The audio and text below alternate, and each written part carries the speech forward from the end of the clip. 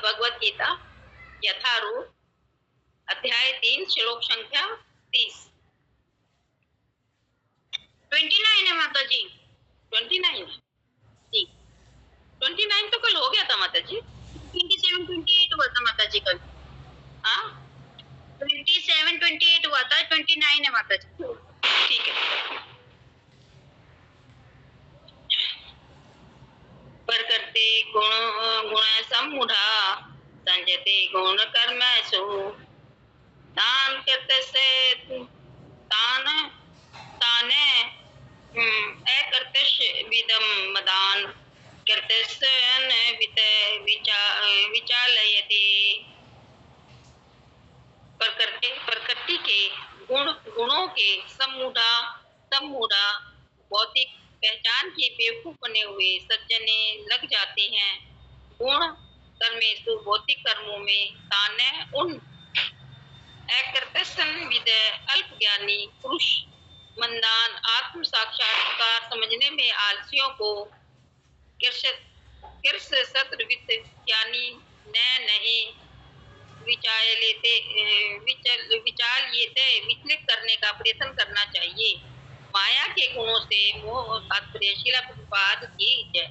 माया के गुणों से मोहग्रस्त होने पर अज्ञानी पुरुष पूर्णतया भौतिक कार्यों में संलग्न रहकर उसमें आसक्त हो जाते हैं। यद्यपि उनके ये कार्य उनके उनके ज्ञानाभाव के कारण अधम होते हैं, किंतु ज्ञानी को चाहिए कि उन्हें विचलित ना करे।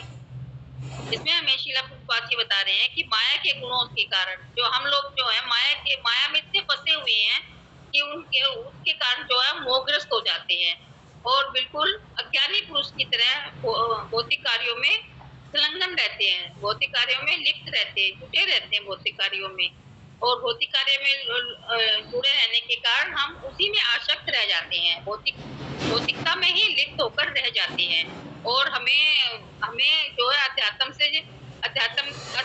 आध्यात्मिकता का बिल्कुल भी ज्ञान नहीं होता और इसी कारण से हम इस ज्ञान अभाव के कारण जो है हम अधम होते जाते हैं। हम भौतिकता में इतने लिप्त हो जाते हैं कि हमें किसी चीज का ज्ञान ही नहीं होता, किंतु ज्ञानी को चाहिए कि उन्हें विचलित ना करे। और बात ये भी बताना चाह रहे हैं कि अगर वो ज्ञानी है तो उसको चाहिए कि वो उसको विचलित भी ना। तात्पर्य ये हुआ अज्ञानी मनुष्य स्थूल भौतिक चेतना से और भौतिक उपाधियों में पूर्ण रहते हैं। जो अज्ञानी मनुष्य होते हैं वो अपनी क्या होते हैं भौतिक चेतना में और भौतिक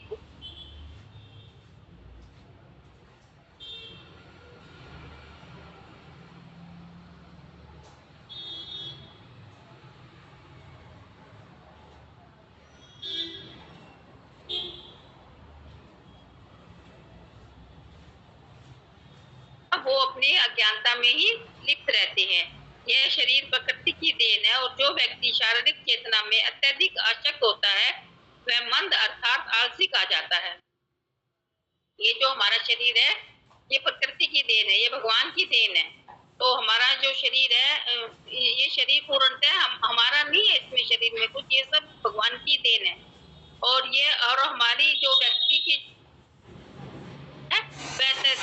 अत्यधिक आसक्त होता है, मंद अर्थात आलसी कहा जाता है। जो अगर हम इसको शारीरिक अपनी चेतना को हम भौतिकता में लगाए रहेंगे तो इससे हमारी बुद्धि जो है वो मंद होती रहेगी और हमारी चेतना जागृत नहीं होगी।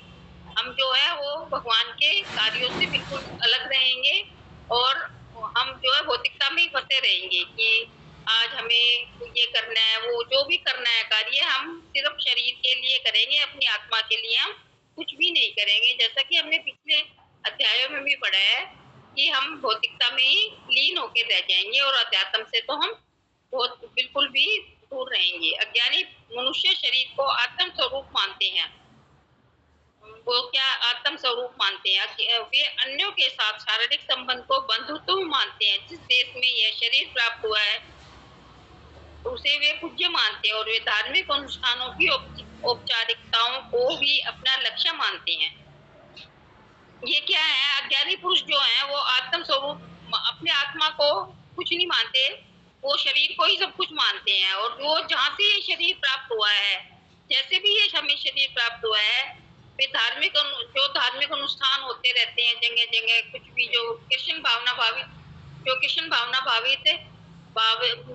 भावना भावित नहीं होते और उनसे बहुत परे होते हैं, जो इधर उधर के अनुष्ठान करते रहते हैं, वो उन्हीं में ही लिप्त रहते हैं।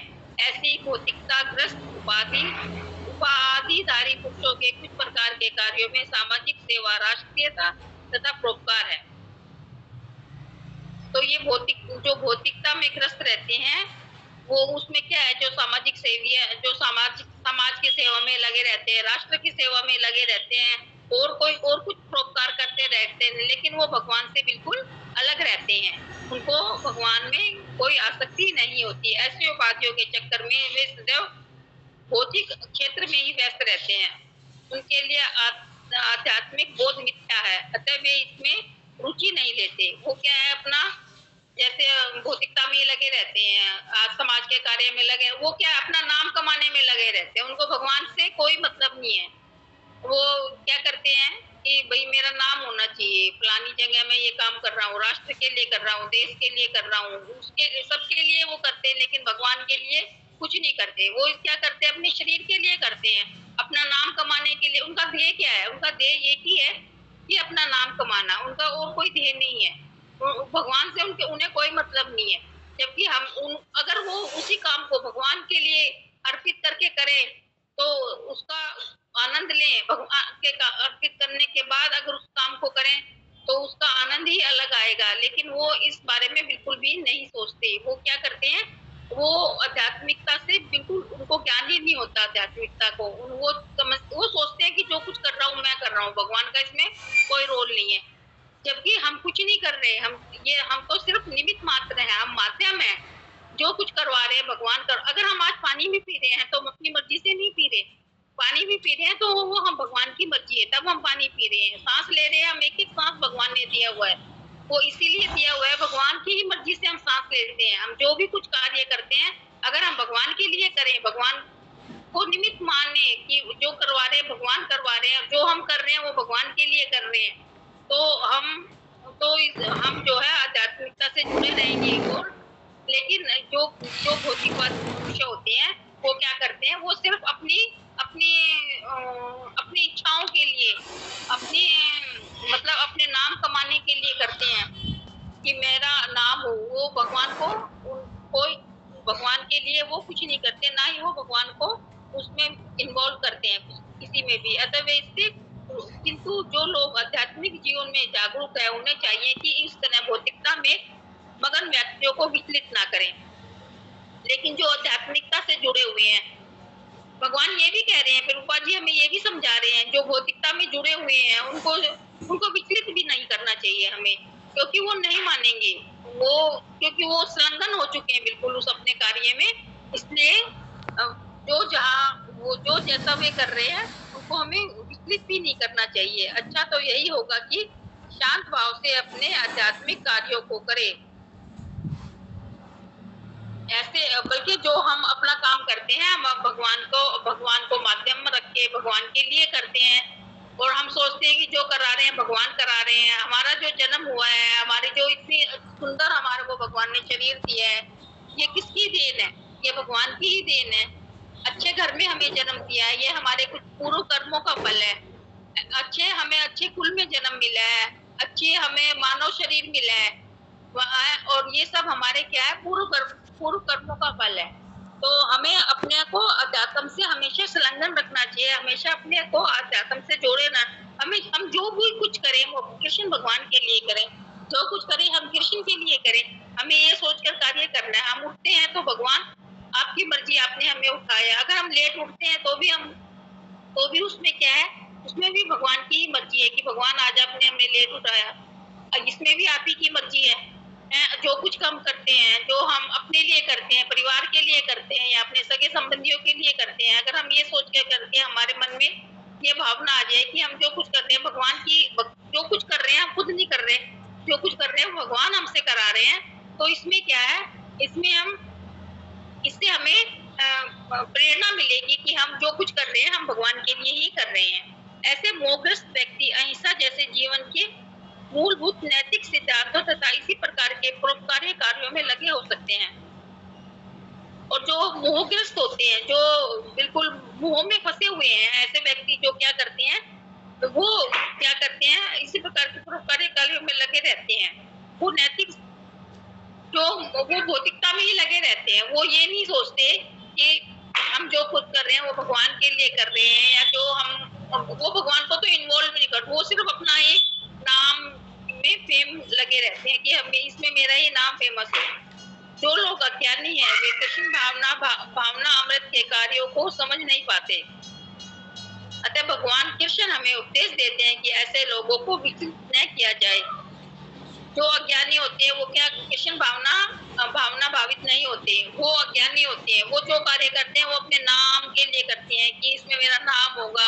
अगर वो समाज के लिए भी करते हैं तो भी वो समाज के लिए कार्य जरूर करेंगे, लेकिन नाम क्या करेंगे, वो अपना नाम आगे रखेंगे। उसमें भगवान वो ये नहीं कहते कि ये काम मेरे द्वारा किया है, लेकिन भगवान के लिए मैं कर रहा हूँ, भगवान ने करवाया है मेरे से। लेकिन नहीं, वो ऐसा नहीं सोचते। वो कहते हैं कि ये मैंने किया है। तो वो क्या है, अपने आप को ही ऊपर रखते हैं। कृष्ण हमें उपदेश देते हैं कि ऐसे लोगों को विचलित न किया जाए और व्यर्थ की मूल्यवान समय नष्ट न किया जाए। अगर ऐसे लोगों को हम समझाएंगे भी, किसी भी कार्य हम समझाने की कोशिश भी करेंगे तो वो समझेंगे नहीं। हम ये कहेंगे ये काम भगवान ने कराया है, भगवान की ऐसी इच्छा थी, तो वो इस चीज को नहीं समझेंगे। वो कहेंगे नहीं ये तो मैंने किया है, मैं इतनी मेहनत कर रहा था सुबह से शाम तक, मैंने इतनी मेहनत की है, भाग दौड़ की है, तब ये कार्य हुआ। जबकि वो ये नहीं समझते कि ये भगवान ने किया है। अगर भगवान नहीं चाहेंगे तो एक पत्ता भी नहीं हिल सकता। अगर भगवान नहीं चाहेंगे तो हम कुछ भी नहीं कर सकते। हम इधर से उधर भी नहीं बैठ सकते, अपना एक उंगली भी नहीं हिला सकते। लेकिन वो इस चीज को बिल्कुल भी मानने को तैयार नहीं है। वो बिल्कुल अपना ही नाम, अपने ही नाम को वो कर्म समझते हैं। किंतु भक्त भगवान से अधिक दयालु होते हैं। लेकिन जो भगवान के भक्त होते हैं वो भगवान पे ही निर्भर होते हैं। वो कहते हैं नहीं जो भी करवा रहे हैं वो भगवान करवा रहे हैं। भगवान हमारे लिए बहुत दयालु है, क्योंकि वे भगवान के अभिप्राय को समझते हैं। फलतः वे सभी प्रकार के संकट झेलते हैं, यहाँ तक कि वे अज्ञानी पुरुषों के पास जाकर उन्हें कृष्ण भावना अमृत के कार्यों में परिवर्तित करने का प्रयास करते हैं। वो क्या करते हैं कि कितना भी संकट आ जाए, कितना भी उनको दुख हो, कितना भी कष्ट हो, लेकिन वो इधर उधर जाके जो क्या करते हैं, भगवान कृष्ण भावना भावित मनुष्य को चाहते हैं कि अपना उनका भगवान का नाम हो, और इधर उधर जाके वो कृष्ण भावना अमृत के कार्यों को करते हैं। जैसे हमारे सेंटर में ही है, कितना मतलब प्रचार करते हैं हम लोग, कितना हम बुला के कहते हैं कि बुधवार को हमारे यहाँ प्रोग्राम होता है, शनिवार को हमारे यहाँ प्रोग्राम होता है, आप आया करो। प्रभु जी के लेक्चर होते हैं बहुत सुंदर, आप उनको सुनो। उन पे थोड़ा कुछ तो दिमाग में एक शब्द तो आएगा। अगर आएंगे, हम जाएंगे, अटेंड करेंगे क्लासेस, तो यही हम जो कृष्ण भावना भावित मनुष्य होते हैं वो हमेशा यही कहते हैं कि आप हमारे सेंटर में आओ, लेक्चर सुनो, आपको फ्री प्रसाद मिलेगा, आपसे कोई सेवा नहीं ली जाएगी। तो ये सब कुछ क्या है, वो यही कर सकते हैं जो भगवान से जुड़े हुए होते हैं। और लेकिन अगर हम इधर उधर ही भटकते रहेंगे और अपने को भौतिकवाद में ही फंसाए रखेंगे और अपने शरीर के लिए ही सब कुछ करेंगे, हम अपनी आत्मा के लिए कुछ नहीं करेंगे, तो हमें क्या है, हम जो है भौतिकता में ही फंसे रहेंगे और हम अध्यात्म से बहुत परे रहेंगे। हरे कृष्णा माता जी, हरे कृष्णा प्रभु जी। मैं तो इस पे इतना ही जोड़ पाई। बहुत अच्छा इतनी सुंदर तरह समझाया कि अच्छी तरह समझ में आया, भौतिकता आया।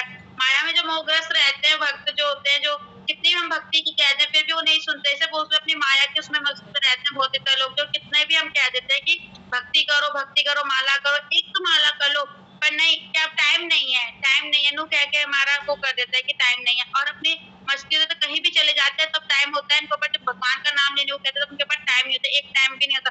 अब जैसे चैतन्य वो क्या नाम है, सेंटर में जाते हैं तो वो क्या कहते हैं, प्रभु जी लोग कहते हैं कि आओ कथा सुनो, प्रसादम भी फ्री में है, कोई आपकी सेवा नहीं करनी है, आपको कुछ पैसे नहीं देना, तभी भक्त लोग आते नहीं है। बस वही है कि अपने वो मोहग्रस्त में है ना, इतनी मोहग्रस्त में फंसे हुए हैं, अपनी मौतता के उसमें फंसे हुए हैं कि जिससे भक्त लोग सुनते नहीं है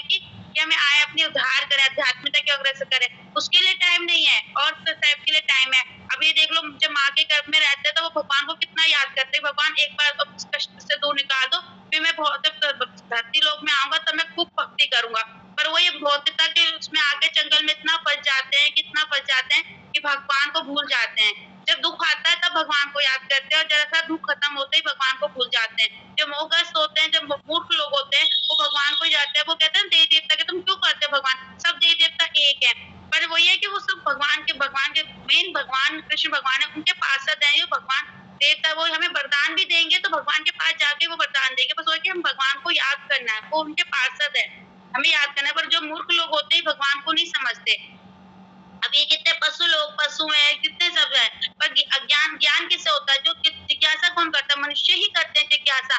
पर जब जिज्ञासा भी जब करते हैं, भगवान की जब याद आता है, जब उनके ऊपर संकट पड़ता है, तब भगवान को याद करते हैं। वैसे तो कोई याद नहीं करता भगवान को, एक ही भगवान है। और नहीं तो कहेंगे भगवान नहीं, कर लेंगे, जब समय आएगा तब कर लेंगे। ये नहीं दिख रहा है कि हमारा समय बीतता जा रहा है, कि अब इतना उम्र बीत चुकी है, पर भगवान को याद कर ले कि हमें जन्म मृत्यु के चक्कर से हम छुटकारा पा सकेंगे, जब आध्यात्मिकता की ओर अग्रसर बढ़ेंगे।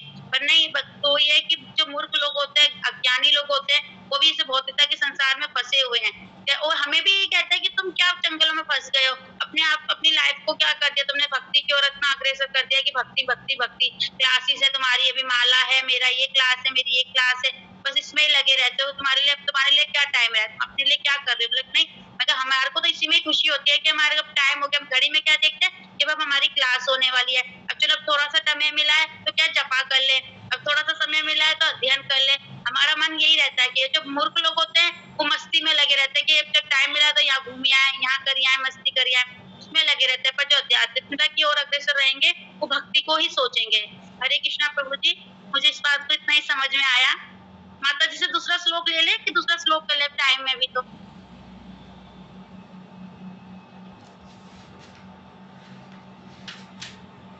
हरे कृष्ण प्रभु जी, तीसरा श्लोक कर ली। हरे कृष्णा माता जी, और कोई भक्त इसमें ऐड करना चाहता है तो सबसे ऐड करवाइए। मैं करूँ थोड़ा बहुत ऐड? जी करिए महाप्रभु जी। देखिए, बहुत सुंदर श्लोक है ये, और समझना चाहिए, ये हमारे शिक्षाप्रद भी है, शिक्षा के लिए भी है। कि जैसे पहली लाइन इसमें आई है ना, कि माया के गुणों से मोहग्रस्त होने पर अज्ञानी पुरुष पूर्णतः भौतिक कार्य में संलग्न रहकर उनमें अनासक्त हो जाता है। तो माया माया ही तो भक्ति नहीं करने देते। हम क्यों भक्ति के कार्य में आगे नहीं बढ़ रहे? कहा है ना कि देवी ऐसा गुणमयी मम माया दुरंतया मामे वही प्रपदंते माया में तम तरंते। क्योंकि ये जो माया है भगवान की शक्तियां हैं, भगवान ने विस्तार किया हुआ है। तो हम इनके मोह में आ जाएंगे तो फिर निकल नहीं पाएंगे। लेकिन भगवान कह रहे थे कि अगर निकलना है तो मेरी शरणागत में आ जाओ तो ही निकल सकते हो। तो भगवान की शरणागति में जब हम जाएंगे तो ये माया जो है हमें छू नहीं सकते। और भी कहा गया है कि माया मुग्ध जीवरे नहीं श्वत कृष्ण ज्ञान कृष्णेर कृपा कैला वेद पुराण। कि माया मुग्ध जीवरे नहीं श्वत कृष्ण ज्ञान, जो माया में मुग्ध है ना, वो उसको कृष्ण ज्ञान की कथा सुनाएंगे, वो बोले यार अरे छोड़ो यार, अभी तो क्या करना है, धन कमाना है ना, बिजनेस करना है, तुम्हारे पास तो टाइम नहीं है ना, तुम्हारे पास तो फालतू का टाइम होता है, इसीलिए तुम लोग तो कुछ है नहीं, हमारे पास तो टाइम नहीं, हमें सैकड़ों हजारों काम है ना। तो ये जो श्लोक है यहाँ पर भी देखिए, जो भक्त जपा में नहीं आ पाते हैं ना, तो जो भक्त जपा में नहीं आ पा रहे, तो वो क्या दिखा रहे हैं कि वास्तव में सब कुछ ये कथाएं जो कुछ भी हैं वो किस लिए है ना, भगवान के नाम के लिए तो हैं। और हमारे ग्रुप में देखिए सारी माताएं, हमारे स्पेशली मैं देखता हूँ कि हमारे ग्रुप की माताएं जो हैं वो सारे इतने दूर दूर क्षेत्र में चली जा रही हैं जपा करने के लिए भक्तों के सानिध्य में। तो ये क्या है कि मतलब भगवान का नाम जो है वो सबसे, यहाँ पे आया ना कि अज्ञानी मनुष्य स्थूल भौतिक चेतना और भौतिक उपाधियों से पूर्ण रहता है। यह शरीर प्रकृति की देन है। जो व्यक्ति शारीरिक चेतना में अत्यधिक आसक्त होता है वह मंद अर्थात आलसी है। अब जो सुबह नहीं उठ पा रहा तो उससे पता चलता है कि आलसी है वो, है ना। तो देखिए सुबह भगवान का नाम कितना शुद्ध है। भगवान के नाम सुबह सुबह ले लेंगे तो फिर उसके बाद सारी जो हेडक है ना वो समाप्त होगी। ये जो हमें 1 महीना जो है भक्तों के सानिध्य में जो हरि नाम का मौका मिला है ना, ये हैबिट बन जाएगा फिर, कि जो हम सुबह नाम नहीं ले पाते थे, है ना। स्पेशली मैं सोचता था कि मेरा नाम जो है फिर कभी दोपहर में, कभी रात में, कभी थोड़ा ऊपर है, तो ऐसा होता था। लेकिन ये है कि सारा काम जो है मॉर्निंग में ही फिनिश हो जाता है। आध्यात्मिक कार्य जितने भी हैं वो सारे मॉर्निंग में फिनिश करने चाहिए। लेकिन जो माया रूपी में आसक्त रहता है वो नहीं कर सकता, है ना। तो ये जो श्लोक बहुत महत्वपूर्ण है। आगे बताते हैं, जिसमें अज्ञानी मनुष्य शरीर में आत्मस्वरूप मानते हैं, वे अन्य के साथ शारीरिक संबंध को बंधुत्व मानता है। तो जो अज्ञानी मनुष्य है ना, वो मनुष्य आत्मस्वरूप मानता है। अज्ञानी मनुष्य शरीर को आत्मस्वरूप मानता है। अज्ञानी मनुष्य क्या है, ये शरीर समझता है कि सब कुछ शरीर ही है, शरीर के लिए प्रयास करो, शरीर के लिए जियो। लेकिन भक्त क्या जानता है, भक्त शरीर के लिए नहीं, भक्त आत्मा के लिए। तो अज्ञानी मनुष्य शरीर को आराम देने के लिए वो, है ना, कितना सुबह उठेगा ही नहीं, बोले मैं तो अपने शरीर को पूर्ण रूप से आराम देना चाहता हूँ, है ना। भौतिक विषयों में फिल्म देखने के लिए तो वो चला जाएगा दूर दूर। तो इस प्रकार जो है अज्ञानी जो मनुष्य है वो शरीर को आत्मस्वरूप मानता है, वे अन्य के साथ शारीरिक संबंध को बंधुत्व मानता है। जिस देश में यह शरीर प्राप्त हुआ है उसे वे पूज्य मानते हैं और धार्मिक अनुष्ठानों की औपचारिकता को ही अपना लक्ष्य मानते हैं। और वो धार्मिक क्रियाकलाप में आते हैं तो हैं, लेकिन पूर्ण रूप से श्रद्धा भाव से नहीं आते, है ना। ऐसे भौतिकग्रस्त उपाधिधारी पुरुष के लिए कुछ प्रकार के कार्य समाज सेवा, राष्ट्रीय सेवा, परोपकार। अब लास्ट में क्या होता है, समाज सेवा, परोपकार, राष्ट्रीय सेवा, नारा क्या लगाते हैं, देश की रक्षा करो, देश को बचाओ, जय भारत माता की। अब भारत माता है ना, उसमें क्या शब्द है, माता, तो वो भी क्या होना चाहिए, सनातन होना चाहिए। भारत की रक्षा तभी हो सकती है जब सभी सनातन हो जाए। जैसे आज भी देखिए कि अगर किसी व्यक्ति के अंदर दया नहीं है, ये दया जो भाव जो सभी के साथ आ रहा है वो कहाँ से आ रहा है, वो भगवान की कथाओं से, भगवान की लीलाओं सुनने से, भक्तों का संग करने से हर व्यक्ति के अंदर क्या आ रहा है, दया आ रही है। नहीं तो समाज में क्या है, बस किसी ने थोड़ा कहा बस उसके ऊपर क्या हो जाएंगे, हावी हो जाएंगे। तो ये जो राष्ट्रीयता की भावना जो आ रही है, परोपकार समाज सेवा आ रही है, जैसे प्याऊ खुलवा दिया, हॉस्पिटल खुलवा दिया, है ना, ये सारे काम करने लगते हैं। लेकिन कहा जाए कि भगवान की सेवा में करो तो वो बोलेंगे नहीं, मानव सेवा ही माधव सेवा है, ऐसा बोलते हैं कि मानव की सेवा करो, माधव सेवा है। तो इस प्रकार जो है कि वो सही मार्ग पे नहीं है। जैसे प्रभुपाद आत्म साक्षात्कार के विज्ञान में आता है कि एक गांव था जिसमें मतलब बहुत ही अकाल पड़ा हुआ था, उसमें ना तो बारिश हो रही थी ना कुछ हो रहा था। तो वहाँ के लोग प्रधानमंत्री को पत्र लिख रहे थे कि आप हमारे को मदद करिए, हमारे पास अनाज नहीं है, खाने के लिए नहीं है, कुछ नहीं है। तो प्रधानमंत्री ने एक बार राहत कोष दे सकते हैं, प्रधानमंत्री जो है भाई एक बार राहत कोष दे सकते हैं, कुछ पैसे वगैरह दे सकते हैं। फिर दोबारा फिर अकाल पड़ा, फिर वो पत्र लिखे तो फिर नहीं दिया। तो ये जो है प्रभुपाद ने कहा कि आप कितनी बार मनुष्य को प्रार्थना करेंगे। जैसे आज मैंने बोला कि मानव सेवा ही माधव सेवा है, तो अगर हम आज समाज सेवा कर रहे हैं, अगर हम आज किसी भिखारी को कोई दान देते हैं तो वो भिखारी कल दोबारा फिर से दरवाजे पे खड़ा हुआ है, और फिर अगर कल भी दे दिया तो फिर परसों फिर से खड़ा होगा, उसकी संतुष्टि नहीं होगी, वो भीख मांगने नहीं बंद करेगा।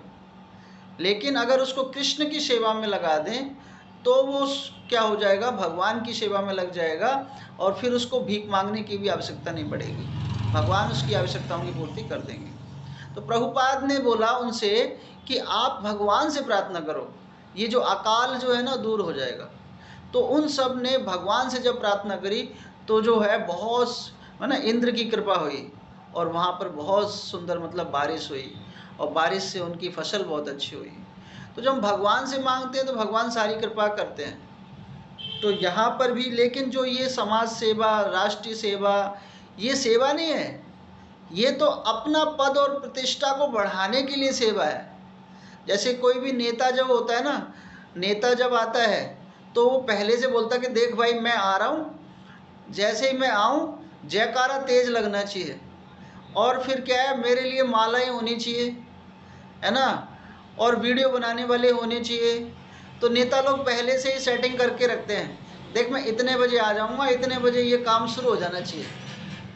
तो वहाँ पर क्या होता है, सब उनके ही पैसे द्वारा माला होती है, उनके पैसे पर ही जयकारा लगता है, उनके पैसे पे ही भंडारा होता है।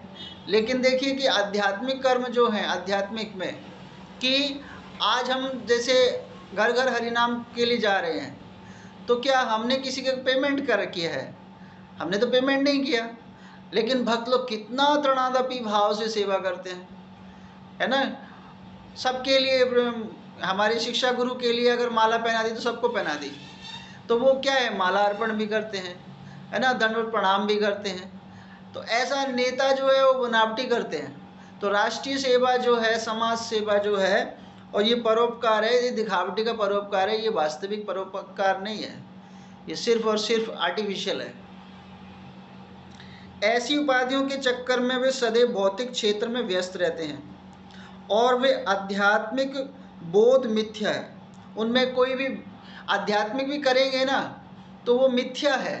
जैसे कभी कभी हमारे हरिनाम में ही मतलब जब भी हमारा कथा चल रहा होगा तो कभी कभी कोई नेता आ जाता है। तो नेता क्यों आता है? वो नेता इसलिए आता है कि भाई है ना चुनाव चल रहे हैं तो अब सही है वोट मांग ले, इस तरह जो है कि वो प्रयास करते हैं। तो वो क्या है, मिथ्य बोध है।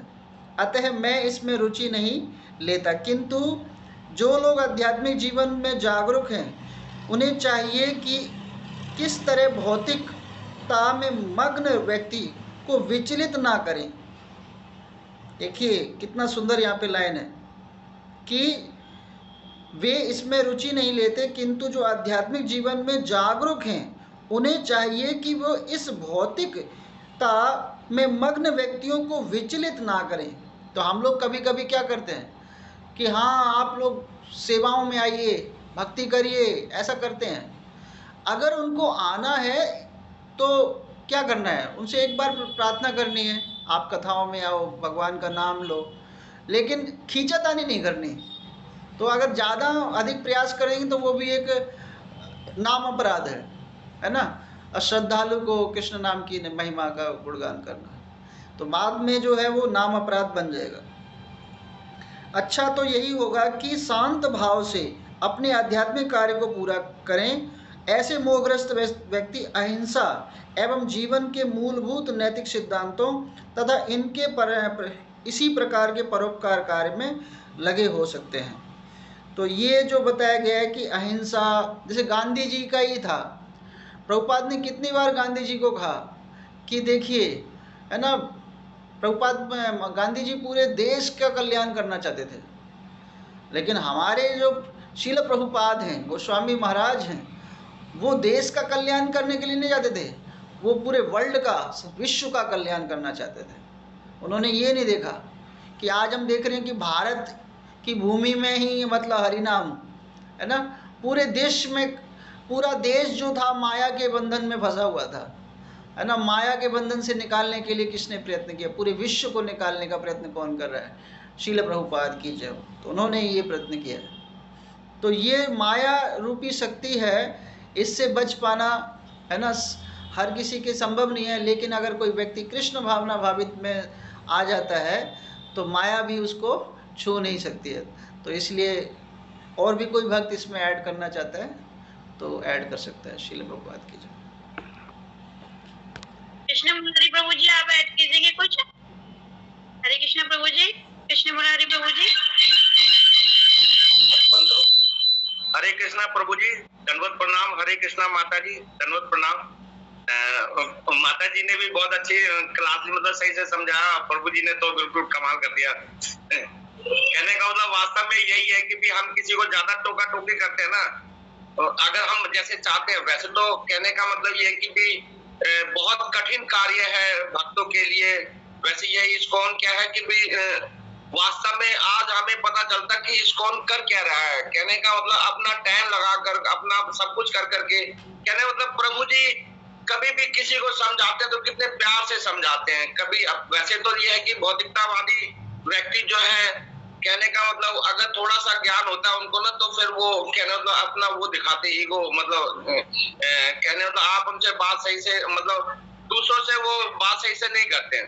कहने का मतलब यही अहंकार रहता है कि भी नॉलेज है और वो नीचे वाले को बताते नहीं है। कहने मतलब जैसे कोई नया नया बंदा सीखने गया किसी के पास, तो उसको बहुत देर बाद बताता है या थोड़ा बताएगा, पूरा कभी नहीं बताएगा। लेकिन इस्कॉन जो डिवोटी हैं मतलब वो चाहते हैं सबका, जैसे प्रभुपाद जी ने पूरे विश्व का कल्याण करने के लिए ही, और फिर उनका आचरण मतलब वैसे तो मतलब बहुत सॉफ्टली, मतलब आज जैसे हम जुड़े हैं, कैसे जुड़े हैं, क्योंकि वैसे श्लोका में तो यही कहा गया कि भी ज्यादा नहीं छेड़ना चाहिए उनको, कि भी ज्यादा टांग अड़ाए तो क्या होगा कि भी वो फिर दूर भागेगा। तो हमें धीरे धीरे उसको लाना भक्ति के अंदर। कहना मतलब टोका टोकी करने से क्या है, उसको लगता है सब चीज मना कर दें, ये करना है वो करना, तो वो लेकिन स्टार्टिंग में जो अभक्त है तो उसको कैसे लाना है, उसको धीरे धीरे मतलब टोका टोकी नहीं करनी, उनको बताना है भगवान के बारे में धीरे धीरे। तो जैसे जैसे वो उसमें शामिल होंगे तो सारी जो बुराइयां धीरे धीरे छूटती चली जाएंगी। तो यही प्रभु जी कहने का मतलब भगवान कृष्ण जी यही बता रहे, मतलब समझा रहे हैं कि भी इस तरीके से व्यवहार करना है उनसे जो अभक्त हैं, जो अज्ञानी हैं। तो हरे कृष्णा प्रभु जी, मेरे को यही समझ में आया। हरे कृष्ण माता जी, धन्यवाद प्रणाम सभी भक्तों को, धन्यवाद। धन्यवाद प्रभु जी। राधा देवी माता जी, आप कुछ ऐड करेंगी प्लीज। राधा देवी माता जी। हरे कृष्णा, सभी भक्तों को धन्यवाद करना। माता जी, इसमें यही अज्ञानी मतलब इस श्लोक में अज्ञानी मनुष्य का प्रभुपाद जी ने उदाहरण दिया है कि अज्ञानी मनुष्य जो होता है वो भौतिक संसार में फंसा हुआ रहता है। जैसे यहाँ पर बताया गया है ना कि भक्ति और शक्ति जो है दोनों भगवान का ही माया है, माया और भक्ति दोनों भगवान का ही शक्ति है। तो जो अज्ञानी मनुष्य होता है वो भौतिक संसार में ही फंसा रहता है, और जो ज्ञानी होता है वो कहीं ना कहीं भगवान का खोज करता है कि हाँ हमें मतलब ये मनुष्य शरीर क्यों मिला है और किस लिए मिला है। तो भगवान को खोज करता है और भक्ति करता है। तो यहाँ बता रहे हैं ना कि मंद आलसी जो अज्ञानी मनुष्य होता है, क्या होता है मतलब बुद्धि से भी मंद होता है और शरीर से भी आलसी होता है।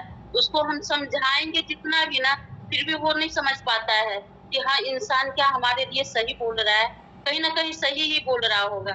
वो क्या करता है, अपना दिमाग मतलब बुद्धि दिमाग से भी आलसी होता है, शरीर से तो आलसी होता ही होता है, दिमाग से भी आलसी होता है। ये चीज वो बिल्कुल समझ नहीं पाता है कि हाँ हमारे मतलब हमारे लिए क्या सही है और क्या गलत है। तो यहाँ पर ये बता रहे हैं। तो हमें क्या करना चाहिए, ये अज्ञानी जो मनुष्य है उसको जबरदस्ती मतलब ज्यादा दबाव भी नहीं डालना चाहिए कि हमें भक्ति में उसे ज्वाइन करना है, जोड़ना है, लाना है, करना है। जैसे हम अभी एक उदाहरण भी हम देख सकते हैं, हम इस्कॉन मंदिर गए थे, सेवा में थे, तो एक मतलब एक माता जी थी, वो अपनी फैमिली के साथ आई थी, मतलब तो प्रसादम मतलब कुछ वो मतलब दान दक्षिणा दी होगी, तो वो ना बिल्कुल दबाव के साथ कह रही थी कि मतलब क्या ऐसा प्रसाद मिल गया, ये प्रसाद है कहीं, ये कोई प्रसाद हुआ, जो ऐसे प्रसाद तो कुत्ते भी नहीं पूछते हैं। और यहाँ मनुष्य इतना खाने के लिए इतना व्याकुल है, इतना नियम कानून है, यहाँ से ये काट लो, तो ये करो, तो ये करो, वो करो, उधर जाओ। तो मतलब बहुत सारा ये ऐसे बोल बाल कर, और थोड़ा उसमें से मतलब एकादशी प्रसादम था, तो वो क्या किए, मिठाई खा लिए, और मिठाई खा के सारे प्रसाद को क्या किए वहीं पर छोड़ छाड़ कर और निकलते बने।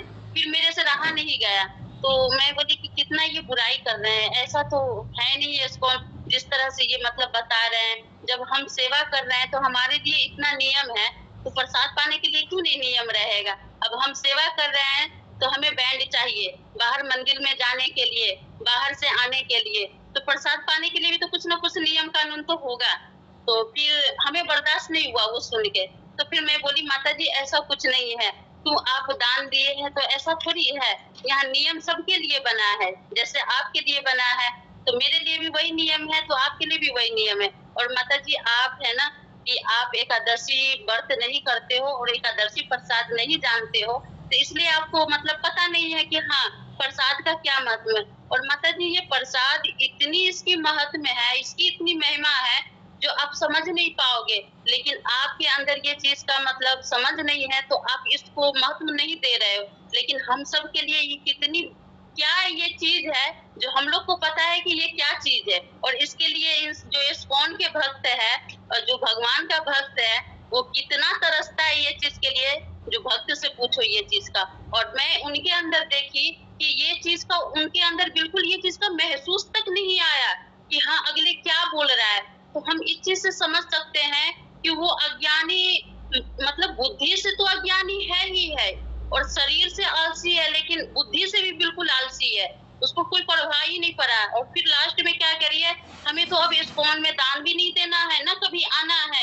इस्कॉन वाले क्या करते हैं अपने घर भर भर के ले जाते हैं और मतलब ऐसे करते हो वैसे करते हो और मनुष्य को बुद्धू बनाते हैं और दान दक्षिणा लेते हैं। मैं तो अब से क्या करूंगी, आश्रम जाऊंगी, वृद्धाश्रम में दूंगी, तो ऐसे करूंगी, तो समाज के लिए सेवा करूंगी। तो कहीं ना कहीं अज्ञानी लोग इसके लिए ही जीते हैं कि वृद्धाश्रम में पैसा देंगे और समाज के लिए ये करेंगे वो करेंगे, लेकिन कहीं ना कहीं वो भौतिक संसार में ही फंसा रहेगा।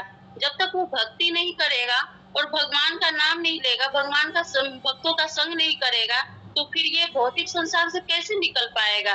तो हम तो उस समय सही में हमें इस चीज का फील हुआ था कि कहीं ना कहीं मतलब प्रभु जी हम लोग को समझाते हैं कि अज्ञानी लोग, तो हमें उस समय समझ में आया कि ये अज्ञानी बिल्कुल अज्ञानी है, बिल्कुल पढ़ लिख कर भी अज्ञानी है, बिल्कुल समझ में नहीं है कि हाँ अगले समझा भी रहा है तो कुछ ना कुछ समझू, कहीं ना कहीं दिमाग थोड़ा लगाओ कि हाँ ये सही है या गलत है।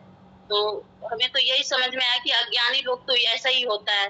मेरे को तो उस दिन बिल्कुल फील हो गया कि ये बिल्कुल अज्ञानी है, दिल से भी, दिमाग से भी और शरीर से भी। और हमें नहीं लगता है कि वो कभी भक्त भी बन पाएगा। अब भगवान उन पर कहीं कृपा करे तो बन जाए, लेकिन हमें नहीं लगता है कि वो भक्त भी बन पाएगा जिस तरह से वो बोल रही थी। तो हरे कृष्णा माता जी, हमें यही समझ में आया माता जी। नहीं माता जी, आपने बहुत अच्छा बात बताई है। जो अज्ञानी लोग होते हैं, जो राष्ट्र के लिए सेवा के लिए लगे रहते हैं, वो अपना नाम चाहते हैं कि मैं दान दूंगा तो मेरा नाम होएगा। और जो आध्यात्मिक लोग होते हैं वो नाम नहीं चाहते, वो कहते हैं मैं भगवान की सेवा के लिए दान दे रहा हूँ, वो ये सोचते हैं। जो अज्ञानी लोग होते हैं वो अपना नाम चाहते हैं कि मेरे खाते में नाम लिख जाए, भगवान के नाम पे खाते कि मैंने दान दिया, नाम लिखवाना चाहते हैं। जो नाम लिखवा के जैसे मंदिरों में लिखवाते हैं कि इसने इतना दान दिया, उन्होंने इतना दान दिया, जो नाम लिखवाते हैं। पर जो आध्यात्मिक होते हैं वो दान देते हैं कि भगवान की उसमें देते हैं कि मेरा नाम ना, पर मैं भगवान के लिए कुछ तो सेवा करूँ। अब कहते हैं इतना कमाओ जिससे मंदिर की स्थापना कर सके, सब कुछ कर सके। प्रभुपाद जी ने कितनी कठिन सेवा करी थी, तो कहाँ गए थे जिसके द्वारा इतना मंदिर की सेवा, मंदिरें बनाया, इतना करा, सब कुछ करा। ज्ञान था, उन्हें आध्यात्मिकता की ओर थे, तो कितने वो करी। और जो मूर्ख लोग होते हैं बस वो अपना नाम चाहते हैं। अब उन्हें जूहू के लिए भी कितनी कोर्ट जाना पड़ा था, कितनी वो करी थी उन्हें, फिर भी देखो उन्हें नाम था, उनको नाम नहीं लेना था, उन्हें मंदिर बनाना था, अपना भगवान की विग्रह को सेवा के लिए, मतलब भक्त जुड़े हैं उसके मंदिर में, उसके लिए चाहते थे। वो अपना नाम नहीं चाहते थे प्रभुपाद जी। पर जो मूर्ख लोग होते हैं वो अपना नाम चाहते हैं, नाम लिखवाते हैं हर कार्य करने के लिए।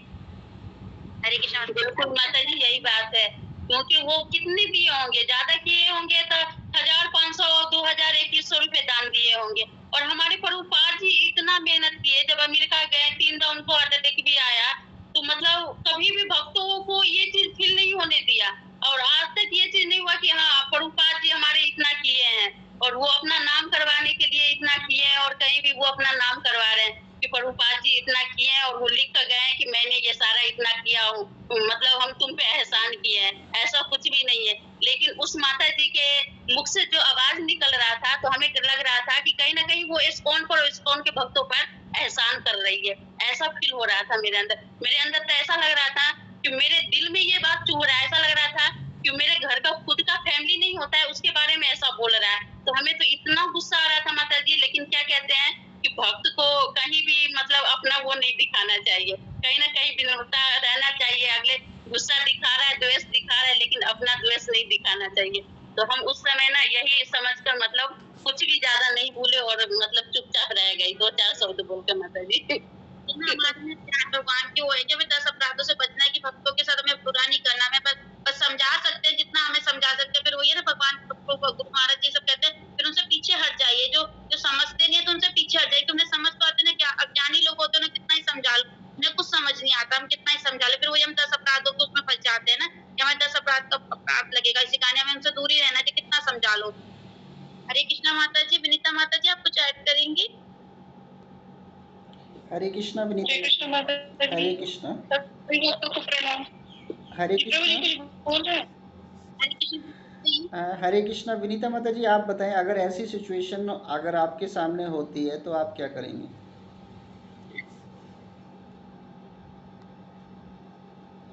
अनम्यूट करिए माता जी।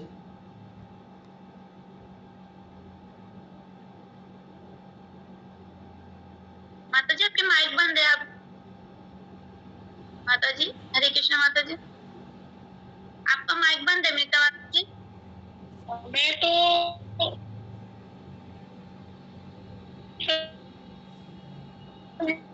आवाज नहीं आ रही है माता जी आपको। बस मैं बोलती कि आप शायद प्रसाद की महिमा नहीं जानती, तो आप जब भी ऐसे जगह पे आइए तो आप पहले थोड़ा सा ना जान करके आइए कि आप कहाँ जा रही हैं, है ना। तो आप अज्ञानवश ऐसा कर रही हैं, इसलिए थोड़ा सा जान करके आइए, क्योंकि ऐसे लोग उपदेश नहीं दे सकते। उपदेश देंगे तो समझ नहीं आएगा, वो और भी ज्यादा क्रोधित होंगे,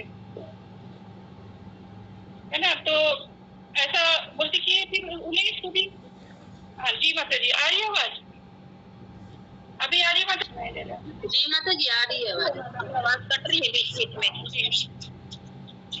थोड़ा सा नेट का प्रॉब्लम होगा माता जी।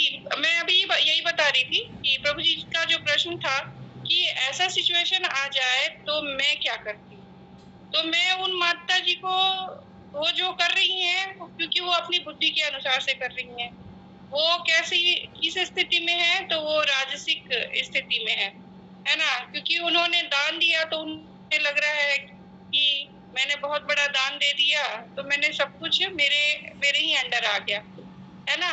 तो ऐसा तो नहीं। तो मैं उनको ये बोलती कि आप जब भी इस तरह की जगह पे जाइए, क्योंकि आपका एक्सपीरियंस नहीं रहा होगा कि आप मंदिरों में कम जाती होंगी, हो सकता है सर, आप भक्तों का संग नहीं करती हैं, आप प्रसाद ज्यादा नहीं पाती हैं, इसलिए आपको इसकी महिमा नहीं पता है। तो आप जब भी जाइए तो पहले प्रिपेयर होके आइए। जैसे कि हम कहीं जाते तो तैयार होते हैं ना, कहीं पार्टी में जाते तैयार होके जाते, तो मंदिर में भी जाना है ना, तो अपने भाव को तैयार करके जाना होता है ना, अपनी भावनाओं को तैयार करके आना चाहिए आपको, अगर आप ऐसी जगह पे आ रही। तो मैं यही बोलती, क्योंकि उन्हें अगर मैं कोई उपदेश देती तो उनको समझ नहीं आता, क्योंकि उनके आंखों के ऊपर क्या है, पट्टी बंधी हुई है ना, राजसिक, वो राजसिक स्थिति में है, तो है ना, उनके अंदर द्वेष होता है और भी ज्यादा। तो फिर धीरे धीरे बार बार अगर वो फिर मिलती तो फिर बोलती अब क्या चेंजेस आपको आया, तो ऐसा कह सकते हैं। क्योंकि उनको एकदम से नहीं हम बोल सकते कि एकादशी प्रसाद है तो आप ऐसा होता है या वैसा होता, आप नहीं बता सकते। तो मेरा उत्तर अगर सही है प्रभु जी, तो या और कोई इसका उत्तर देना चाहे तो प्लीज। जी माता जी, बिल्कुल ठीक है। बबीता माता जी आप बताइए, बबीता जांगड़ा माता जी। हरे कृष्णा सभी भक्तों को दंडवत प्रणाम। प्रभु जी, अगर जैसा माता जी ने अभी बताया, अगर मैं उस जगह होती तो प्रभु जी यही है कि आज जैसे आज के भी श्लोक में आया ना, अज्ञानी व्यक्ति, है ना, देखते श्लोक में जैसे आज के श्लोक में भी ना, माया के गुणों से मोहग्रस्त होने पर अज्ञानी पुरुष ना, तो यहाँ पे भी अज्ञानी तो यही समझना चाहिए कि उनको ना इस चीज का ज्ञान ही नहीं है।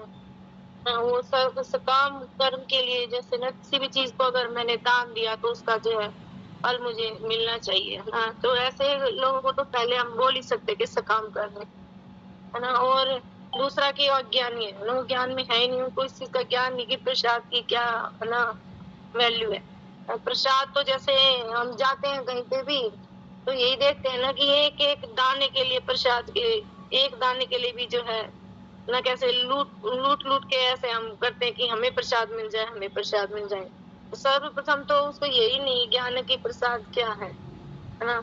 और जैसे हम भी जाते हैं अभी मंदिर में तो हम भी जैसे पाक मंदिर में कोई भी का फंक्शन होता है ना, कोई बुद्धिस्ट होता तो हम ऐसे देखते हैं कि प्रसाद के लिए हम भी जो है हाथ फैलाते हैं। तो सर सबसे पहले तो उसको प्रसाद का ये नहीं पता कि प्रसाद किसको बोलते। तो अगर मैं उनके सामने होती तो थोड़ा सा उनको समझाने का यही प्रयास करती कि देखो ये प्रसाद है ना। और प्रसाद का जो है आप इस तरह से जो है अपमान ही है ये, अगर हम चाहे देखे जाए तो प्रसाद का अपमान करना जो है अच्छा नहीं है। और अगर आप मंदिर ही आए हैं ना तो मंदिर किसके लिए आए हैं, भगवान के लिए आए हैं ना। ये तो नहीं कि हम जो है अपनी वैभवता का दर्शन प्रमाण करने के लिए आए हैं, वैभवता दिखाने के लिए आए कि हम जो है कितने संपन्न हैं और हमारे साथ ऐसा होना चाहिए। जैसे होता है ये मंदिरों में, वैसे बहुत बार ऐसा होता है, एक बार नहीं बहुत बार ऐसा होता है कि मैंने जो है मंदिर के लिए ऐसा किया है तो मुझे इसका जो है ना फल मिलना चाहिए और अच्छे से अच्छा मिलना चाहिए। बहुत से लोग होते हैं ऐसे जो ऐसा सोचते हैं। तो सबसे प्रथम तो हमको समझाने का प्रयास करें और अगर नहीं समझ पाते हैं तो वो ये ना जैसे प्रभु जी बोलते हैं कि ना जो भक्त नहीं है उनको जो समझाने का प्रयास नहीं करना चाहिए, है ना। ज्यादा उनको बोलना नहीं चाहिए क्योंकि ऐसी स्थिति भी उत्पन्न हो सकती है कि वो ना हमें ही कुछ बोलने लग जाए ना। फिर जो है जैसे 10 नाम अपराध में भी है ना कि श्रद्धालु को उपदेश नहीं देना चाहिए ना, नहीं बताना चाहिए। तो थोड़ा सा यही है प्रभु जी जो मैं उस सिचुएशन में जो हम बोल पाते हो। हरे कृष्ण प्रभु जी। जी माता जी धन्यवाद। और कोई भक्त ऐड करना चाहेगा इसमें? अपने विचार को देना पड़े। ये सिचुएशंस होती हैं, ऐसी सिचुएशन हमारे सामने आ सकते हैं कभी कभी, तो उस पर क्या हमारा भाव रहेगा? हरे कृष्णा प्रभु जी। जी माता जी। प्रभु जी प्रसाद का मतलब क्या है? प्रसाद का मतलब है हमें तो अल्प मात्रा में ही मिले, जो गले से बस नीचे उतरा और प्रसाद बन गया। तो प्रसाद को हमें प्रसाद के रूप में ग्रहण करना चाहिए, तो उसकी निंदा क्यों? ये तो बहुत ही कोई ज्यादा ही प्राउडी बंदा होगा जो ऐसे प्रसाद का जिसने अपमान किया कि इसको कुत्ते भी ना खाएं, ये प्रसाद है। और वो घर में क्या बनाते होंगे और क्या वो भगवान को खिलवाते होंगे, क्या खिलाते होंगे। उनको प्रसाद का महत्व ही नहीं पता प्रभु जी। जो इतना बोलता है उनको प्रसाद का महत्व ही नहीं पता। तो प्रसाद का अर्थ ही होता है कि अल्प मात्रा में हमें थोड़ा सा मिले और हमें गले से उतरे और यहीं तक पहुंचे, बस वो यहीं रहे, नीचे ना उतरे। प्रसाद तो वही होता है। हरे कृष्णा प्रभु जी। मेरे को तो ये सुन के भी बड़ा दुख लगा कि प्रसाद का इतना अपमान। धन्यवाद माता जी। और कोई संगीता माता जी? घर में भी भोग नहीं लगाते, पाप ही खाते हैं, तो प्रसाद का महत्व क्या करते हैं? तो पाप ही खाते क्योंकि जो भौतिकता के में फंसे हुए हैं, कि जो अज्ञानी व्यक्ति, जो ज्ञानी व्यक्ति होते हैं वो प्रसाद को बात तो समझ सकते हैं। जो अज्ञान होते हैं क्योंकि घर में भोग भी नहीं लगाते कि खाने से बस अपने इंद्रिय तृप्ति के लिए खाते हैं, बस इंद्रिय तृप्ति के लिए, वो प्रसाद का महत्व कुछ नहीं समझ सकते। वो बस खाली भोग कहते हैं पाप। गीता के अध्याय 1 में लिखा है जो भगवान का भोग नहीं खाते वो पाप खाते हैं। वो पाप ही खाते हैं, इसलिए मंदिर में जाते हैं तो अपमान करते जरा जरा से प्रसाद के लिए कि मुझे थोड़ा सा प्रसाद दिया, मुझे थोड़ा सा प्रसाद दिया। तो उन्हें थोड़ा प्रसाद मिलने से तृप्ति नहीं होती, तो वो भोग पाप ही है। वो भोक्ता जो अज्ञान व्यक्ति होते हैं, जिनको ज्ञान नहीं होता वो ऐसी कार्य करते हैं जो भगवान के भोग को भी जो कुत्ता भी नहीं खा सकता ऐसे बोलते हैं। वो बहुत मूर्ख लोग होते हैं। ठीक कह रही हूँ प्रभु जी, मैं गलत कह रही हूँ? हाँ जी माता, मेरा विषय आप उसको समझाएंगे कैसे, ये है। वो तो हमें प्रसाद की महिमा तो पता है, अब ऐसे भक्त को कैसे समझाएंगे कि डील कैसे करेंगे? कितना ही कहेगा तो जो मूर्ख लोग होते हैं कितना ही समझा लो प्रभु जी, उन्हें कुछ समझ नहीं आता। कितना ही समझा लो कि प्रसाद है, इसको प्रसाद समझ के खाएं। लेकिन बोल नहीं सकते ना कि आप मूर्ख हो, आपको कितना भी समझाए मूर्ख लोग होते हैं समझ में भी नहीं आता प्रभु जी, कितना ही समझा लें फिर भी समझ नहीं आता। कोई एक दिन तो समझ जाएंगे, दूसरे दिन फिर वही गलती करते हैं। संगीता माता जी आप बताएं।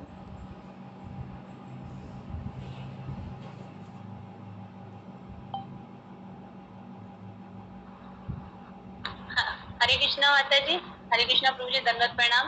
प्रभु जी ऐसी जो स्थिति है ना हमारे सामने भी कई बार आई है, जैसे हम मंदिर में रहे और वो अभक्त है और कुछ अजीब ढंग से बोल रहा है, तो स्टार्टिंग में तो ये था कि हम चुपचाप सुनते थे कि कैसे बोल रहा है, लेकिन अब जैसे जैसे हम भक्ति में आगे बढ़ रहे हैं, भक्तों के संग कर रहे हैं, तो हमें ये समझ में आ रहा है जिस समय वो जैसा व्यवहार कर रहा है उसको करने दीजिए, जैसा वो बोल रहा है बोलने दीजिए, लेकिन बाद में उससे मिलकर प्यार से हरे कृष्णा मतलब उससे बोल के और फिर उससे प्यार से मतलब की बातें करना चालू कीजिए। और भक्ति के बारे में तो हम बता नहीं सकते थोड़े से समय में, लेकिन प्रसाद की महत्ता उसे बता सकते हैं, क्योंकि जब तक हम उन्हें प्रसाद की महत्ता नहीं बताएंगे ना तब तक वो समझ नहीं सकते कि हमें करना क्या है।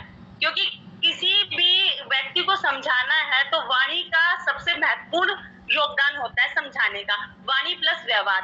तो ये प्रभु जी ने हमें समझा रखा कि हमें अभक्तों से किस प्रकार का व्यवहार करना है। तो प्रभु जी हमने सर्वप्रथम यही किया था, उन्हें बाहर गए, उनसे 2-3 मिनट बातें करी और उन्होंने इसका रिस्पॉन्स भी दिया कि माता जी हमें आपसे बात करके बहुत अच्छा लगा और आप कृपया हमें ये बताइए कब कब होता है। फिर हमने उन्हें बताया कि हर वेडनेसडे को होता है और मतलब क्लास भी होते हैं, उसके बाद कीर्तन भी होता है, तो उन्हें बहुत अच्छा लगा। तो प्रभु जी मेरा तो एक्सपीरियंस यही रहा, बाकी प्रभु जी और भक्त जैसा बताएंगे, आप जैसा समझाएंगे हम उस बात का ध्यान रखेंगे। हरे कृष्णा प्रभु जी, धन्यवाद प्रणाम। तो बहुत सुंदर सभी भक्तों ने जोड़ा है इसमें। देखिए समाज में हमारे को ऐसा डील करने को तो मिलेगा ही, क्योंकि जब हम प्रचार कर रहे हैं तो फिर सबसे पहला हमें अपने आचरण में ना क्या रखना चाहिए, सहनशीलता रखनी चाहिए, विनम्रता का भाव उसमें कभी भी छूटना नहीं चाहिए। और क्योंकि हम भगवान के सामने हैं, है ना, क्या पता भगवान हमारी परीक्षा ले रहे हैं किस भाव में, है ना, भगवान ऐसी भी परीक्षा लेते हैं कि आप बताइए। तो उस समय हमें विनम्र बहुत ज़्यादा होना चाहिए और हमें ये सोचना चाहिए कि देखिए मैं जो कृपा मिली है ना, मुझे भगवान का कृपा मिली है, भगवान के शास्त्रों का हम अध्ययन कर पाए हैं, पढ़ पाए हैं, तो शायद इसके पास भगवान के शास्त्र की कृपा नहीं है। ये मन में सोचना है, बोलना नहीं है कि इस पर बेचारे पे कृपा नहीं है। और प्रसाद भी क्या होती है, कृपा होती है एक तरह से। हर किसी को प्रसाद नहीं मिलता, प्रसाद हर किसी के वो नहीं है। किसी के हमारे जीवन में इतना सारा प्रसाद लिखा है ना, तो हमें प्राप्त हो रहा है। ना जाने कितने लोग हैं जिनको कोई भी प्रसाद नहीं मिलता, और उसके लिए प्रमाण हमारे पास होना चाहिए। समझाने के लिए प्रमाण हमारे पास शास्त्रों से होना चाहिए। यश प्रसादा भगवत प्रसादा, यश प्रसादा न गति तोपि, ध्यानस्व स्वंसा तसेस संध्या, वंदे गुरोसी चरणरविंदा।